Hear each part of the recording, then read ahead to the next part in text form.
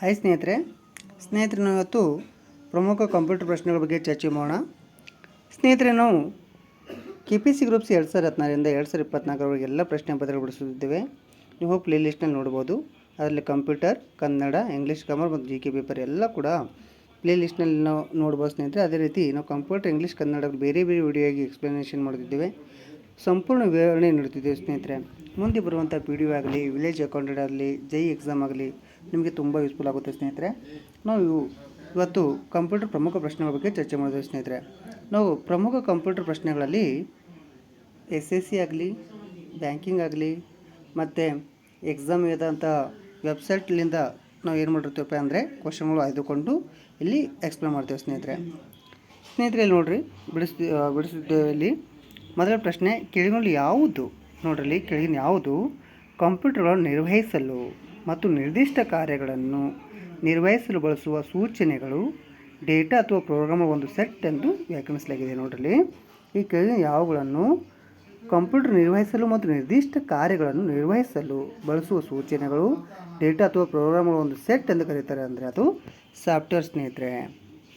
ನೋಡ್ರಿ, ಸಾಫ್ಟ್ವೇರ್ ಅಂದರೆ ಏನು ಸ್ನೇಹಿತರೆ? ಕಂಪ್ಯೂಟರ್ ಯಂತ್ರಾಂಶ ಹಾರ್ಡ್ವೇರ್ಗಳು ಯಾವುದೇ ಕೆಲಸ ಮಾಡಬೇಕಾದರೂ ಆ ಕೆಲಸ ಕುರಿತು ಎಲ್ಲ ವಿವರ ಹಾಗೂ ನಿರ್ದೇಶಗಳನ್ನು ಅದಕ್ಕೆ ಮುಂಚಿತವಾಗಿ ಕೊಟ್ಟಿರಬೇಕಾಗೋದು ಸ್ನೇಹಿತರೆ. ಈ ವಿವರ ಹಾಗೂ ನಿರ್ದೇಶನ ಕೊಡುವುದೇ ನಾವು ಏನಂತ ಕರಿತೀವಿ? ಸಾಫ್ಟ್ವೇರ್. ನೋಡ್ರಿ, ಕಂಪ್ಯೂಟರ್ ಯಂತ್ರಾಂಶ, ಕಂಪ್ಯೂಟರ್ ಹಾರ್ಡ್ವೇರ್ಗಳು ಯಾವುದೇ ಕೆಲಸ ಮಾಡಬೇಕಾದರೂ ಆ ಕೆಲಸ ಕುರಿತು ಎಲ್ಲ ವಿವರ ಹಾಗೂ ನಿರ್ದೇಶಗಳನ್ನು ಅದಕ್ಕೆ ಮುಂಚಿತವಾಗಿ ಕೊಟ್ಟಿರಬೇಕಾಗುತ್ತದೆ. ಈ ವಿವರ ಹಾಗೂ ನಿರ್ದೇಶನ ಕೊಡುವುದೇ ತಂತ್ರಾಂಶ ಸಾಫ್ಟ್ವೇರ್ ಸ್ನೇಹಿತರೆ.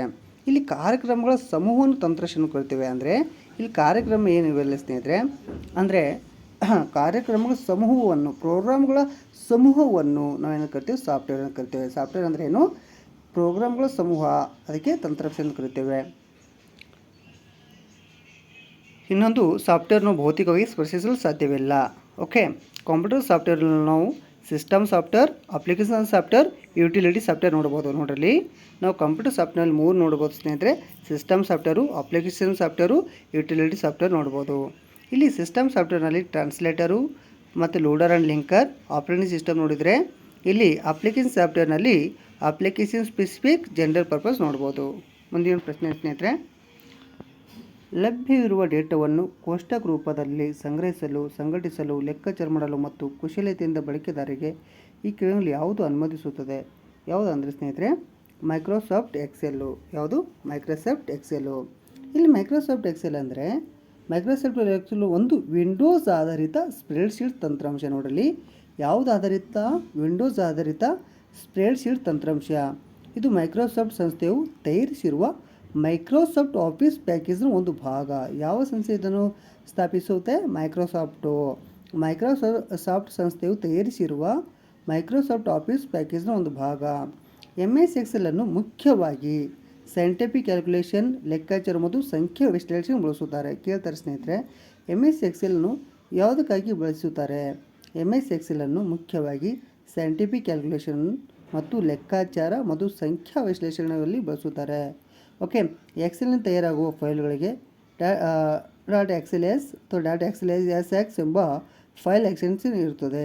ಓಕೆ ಸ್ನೇಹಿತರಲ್ಲಿ, ಎಕ್ಸೆಲ್ನ ಪ್ರಮುಖ ಅಂಶಗಳು ನೋಡೋಣ. ಇಲ್ಲಿ ಏನಪ್ಪ ಅಂದರೆ ಇದರಲ್ಲಿ 256 ಕಾಲಮ್ ಮತ್ತು 65,536 ರೋಗಳು ಇರ್ತವೆ. ಓಕೆ ಸ್ನೇಹಿತರೆ, ಮುಂದಿನ ಪ್ರಶ್ನೆ, ಕೆಳಗಿನಲ್ಲಿ ಯಾರು ಸಂಗ್ರಹಿಸಿದ ಪ್ರೋಗ್ರಾಮ್ ಮತ್ತು ಡೇಟಾ ಎರಡನ್ನು ಹಿಡಿದಿಡಲು ಮೆಮೊರಿಯೊಂದಿಗೆ electronic disc variable automatic computer ಎಡ್ವೇಕನ್ನು ರಚಿಸಿದ್ದಾರೆ? ಇಲ್ಲಿ ಯಾವುದಪ್ಪ ಅಂದರೆ ಸ್ನೇಹಿತರೆ 4. ಯಾರಪ್ಪ ಅಂದರೆ ಜಾನ್ ವಾನ್ ನ್ಯೂಮನ್ ಅವರು. ಓಕೆ, ಎಡ್ವೇಕನ್ನು ರಚಿಸಿದವರು ಯಾರಪ್ಪ ಅಂದರೆ ಜಾನ್ ವಾನ್ ನ್ಯೂಮನ್ ಅವರು ಸ್ನೇಹಿತರೆ. ಇಲ್ಲಿ ಸ್ನೇಹಿತರಲ್ಲಿ ಎಡ್ವೇಕ್ ಅಂದರೆ ಏನು? Electronic discrete variable automatic computer. ಇದು ಯಾವಾಗ ಆಗುತ್ತೆ ಅಂದರೆ 1950. ಇದರ ಸಂಶೋಧಕರು ಯಾರು? ಜಾನ್ ವಾನ್ ನ್ಯೂಮನ್ ಅವರು. ಇದ್ರ ಉಪಯೋಗ ಏನಂದರೆ ದತ್ತಾಂಶ ಸಂಗ್ರಹಣೆ ಮಾಡುತ್ತೆ, ಡೇಟಾನು ಸ್ಟೋರ್ ಮಾಡುತ್ತೆ ಸ್ನೇಹಿತರೆ. ಇದರಲ್ಲಿ ಯಾವ ಟೆಕ್ನಾಲಜಿ ಯೂಸ್ ಮಾಡ್ತಾರೆ ಅಂದರೆ ವ್ಯಾಕ್ಯೂಮು. ಯಾವುದು? ವ್ಯಾಕ್ಯೂಮು. ಓಕೆ, ಮುಂದಿನ ಪ್ರಶ್ನೆ, ರೋಗಿಗಳ ಹೃದಯ ಬಡಿತವನ್ನು ಅಳೆಯಲು ಈ ಕೆಳಗಿನ ಯಾವ ಕಂಪ್ಯೂಟರ್ಗಳನ್ನು ಆಸ್ಪತ್ರೆಗಳಲ್ಲಿ ಬಳಸಲಾಗುತ್ತಾರೆ? ಅಂದರೆ ಸ್ನೇಹಿತರಲ್ಲಿ ಯಾವುದಪ್ಪ ಅಂದರೆ 2. ಕರೆಕ್ಟ್ ಆನ್ಸರ್ ಯಾವುದು? 2 ಹೈಬ್ರಿಡ್ ಕಂಪ್ಯೂಟರ್ಗಳು. ಯಾವುದು? ಹೈಬ್ರಿಡ್ ಕಂಪ್ಯೂಟರ್ಗಳು. ನೋಡ್ರಿ ಸ್ನೇಹಿತರೆ, ಇಲ್ಲಿ ರೋಗಿ ಹೃದಯ ಬಡಿತವನ್ನು ಅಳೆಯಲು ಕೆಳಗಿನ ಯಾವ ಕಂಪ್ಯೂಟರ್ ಆಸ್ಪತ್ರೆ ಬಳಸಲಾಗುತ್ತದೆ ಅಂದರೆ ಹೈಬ್ರಿಡ್ ಕಂಪ್ಯೂಟರ್ಗಳು. ಯಾವ ಕಂಪ್ಯೂಟರ್ಗಳು? Hybrid computer. ನಾವು ಕಂಪ್ಯೂಟರಲ್ಲಿ 3 ಪ್ರಕಾರ ನೋಡ್ತೀವಿ: ಅನಲಾಗ್, ಡಿಜಿಟಲ್, ಹೈಬ್ರಿಡು. ಓಕೆ, ಇಲ್ಲಿ ಸ್ನೇಹಿತರೆ ನಾವು ಹೈಬ್ರಿಡ್ ಕಂಪ್ಯೂಟರ್ ಅಂದರೆ ಏನು? ಸ್ನೇಹಿತರಲ್ಲಿ ಹೈಬ್ರಿಡ್ ಕಂಪ್ಯೂಟರ್ ಅಂದರೆ ಈ ಕಂಪ್ಯೂಟರ್ಗಳು ಅನಲಾಗ್ ಮತ್ತು ಡಿಜಿಟಲ್ ಎರಡೂ ಕಂಪ್ಯೂಟರ್ಗಳು ತತ್ವ ಬಳಸಿ ಕೆಲಸ ಮಾಡುತ್ತವೆ. ಇವುಗಳಲ್ಲಿ ಕೆಲವು ಕಾರ್ಯಗಳು ಅನಲಾಗ್ ರೂಪದಲ್ಲಿ ಮತ್ತು ಕೆಲವು ಕಾರ್ಯಗಳು ಡಿಜಿಟಲ್ ರೂಪದಲ್ಲಿ ಕಾರ್ಯನಿರ್ವಹಿಸುತ್ತವೆ. ಇವುಗಳನ್ನು ಹೆಚ್ಚಿಗೆ ನಾವು ಎಲ್ಲಪ್ಪ ಅಂದರೆ ಔದ್ಯಮಿಕ ಮತ್ತು ವೈದ್ಯಕೀಯ ಕ್ಷೇತ್ರಗಳಲ್ಲಿ ಬಳಸುತ್ತಾರೆ. ಓಕೆ ಸ್ನೇಹಿತರೆ, ಇಲ್ಲಿ ಡಿಜಿಟಲ್ ಕಂಪ್ಯೂಟರ್ ಅಂದರೆ ಏನು? ಡಿಜಿಟಲ್ ಕಂಪ್ಯೂಟರ್ ಕೊಟ್ಟಿದ್ದಾರೆ. ಇಲ್ಲಿ ಡಿಜಿಟಲ್ ಕಂಪ್ಯೂಟರ್ ಅಂದರೆ ಏನು ಸ್ನೇಹಿತರೆ? ಡಿಜಿಟಲ್ ಕಂಪ್ಯೂಟರ್ ಅಂದರೆ ನಲ್ಲಿ ಡಿಜಿಟಲ್ ಕಂಪ್ಯೂಟರ್ ನೋಡಿರಿ. ಫಸ್ಟ್ ನಾವು ಕಂಪ್ಯೂಟರಲ್ಲಿ 3 ಪ್ರಕಾರ ನೋಡ್ತೀವಿ ಸ್ನೇಹಿತರೆ: analog, digital, hybrid. Okay, analog computer ಅಂದರೆ ಏನು? ಇವು ವಸ್ತುಗಳು ಉಂಟಾಗುವ ವ್ಯತ್ಯಾಸಗಳ ಆಧಾರದ ಮೇಲೆ ಲೆಕ್ಕಗಳನ್ನು ಸಮೀಕರಿಸಬಹುದಾಗಿದೆ. ಇವುಗಳನ್ನು ವೋಲ್ಟೇಜ್ ಆಗಲಿ, ಕರೆಂಟ್ ಆಗಲಿ, ಲೆಂತ್ ಆಗಲಿ, ಟೆಂಪ್ರೇಚರ್ ಆಧಾರದ ಮೇಲೆ ಲೆಕ್ಕಾಚಾರ ಮಾಡ್ತೇವೆ. ಆದರೆ ಇವು ಅಕ್ಯುರೇಸಿ ಏನಿರ್ತವೆ ಸ್ನೇಹಿತರೆ, ನಿಖರತೆ ಏನಿರ್ತವೆ ಕಡಿಮೆ ಇರ್ತವೆ, ಕಡಿಮೆ ನಿಖರತೆ ಹೊಂದಿರ್ತವೆ. ಉದಾಹರಣೆ ವೋಲ್ಟೋಮೀಟರ್ ಆಗಲಿ, ಥರ್ಮೋಮೀಟರ್ ಆಗಲಿ.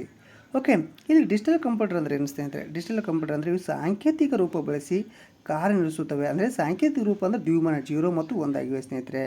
ಇವುಗಳ ಅಕ್ಯುರೇಸಿ ಇರುತ್ತಲ್ಲ ಸ್ನೇಹಿತರೆ, ಇವು ಹೆಚ್ಚು. ಇವು ಅನಲಾಗ್ ಕಂಪ್ಯೂಟರ್ಗಿಂತ ವೇಗ ಹೆಚ್ಚು ಇರ್ತವೆ. ಇಲ್ಲಿ ಮೇನ್ ಫ್ರಮ್ ಕಂಪ್ಯೂಟರ್ ಕೊಟ್ಟಿದ್ದಾರೆ. ಮೇನ್ ಫ್ರಮ್ ಕಂಪ್ಯೂಟರ್ ಅಂದರೆ ಏನು? ಓಕೆ, ಇವು ವೇಗವು ಸಾಗಣೆ ಮತ್ತು ಸಂಸ್ಕರಣ ಶಕ್ತಿ ಹೊಂದಿವೆ. ಇವುಗಳನ್ನು 100ರಿಂದ 1000 ಬಳಕೆದಾರರು ಒಮ್ಮೆಲೆ ಬಳಸಬಹುದಾಗಿದೆ.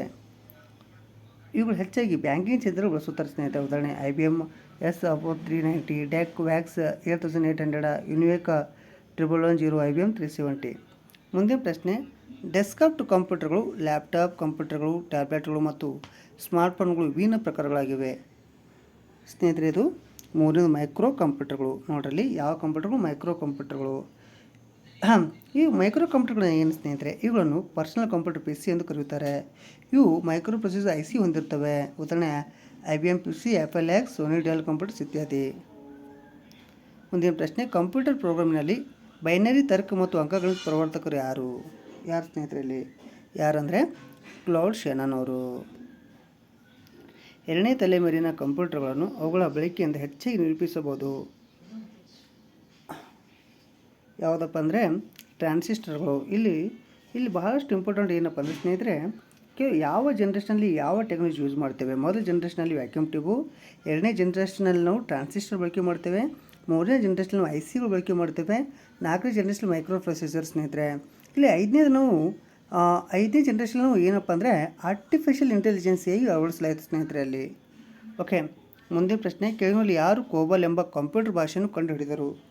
ಯಾರಂದರೆ ಗ್ರೇಸ್ ಮೂರೆ ಹಾಪರ್ ಅವರು.